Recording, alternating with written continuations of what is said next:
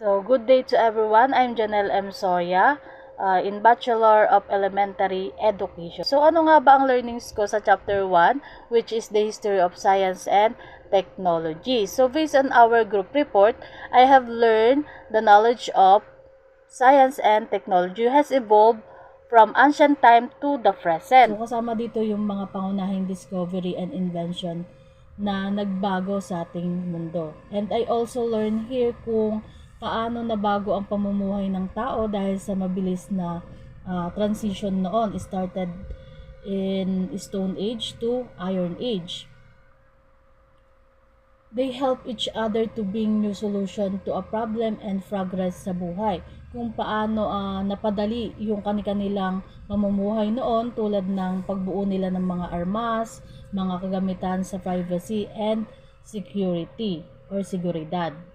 So, based on my learning, napapabuti yung buhay ng tao dahil sa new technologies o bagong invention nila sa mga nagdaang panahon, lalo na sa kalidad ng buhay. So, this study gave me a deeper understanding on how science and technology have shaped the human being at patuloy na nakakaapekto sa ating mundo ngayon. So, ano naman ang learnings ko sa Chapter 2, which is the intellectual revolution that defines society. So, based on the report of Group 2, it refers to the series of developments in thoughts, culture, and science na nagkaroon ng malalim na epekto kung saan paano natin mauunawaan ang ating mundo.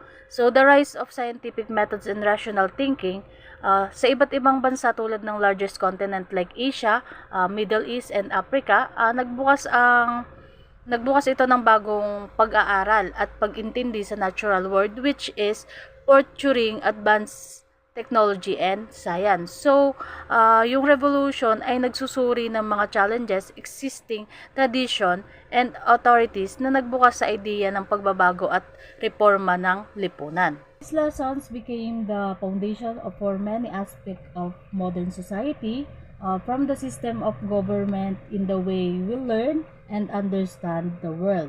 And this is all about my learnings about the Chapter 1 and the Chapter 2. Thank you.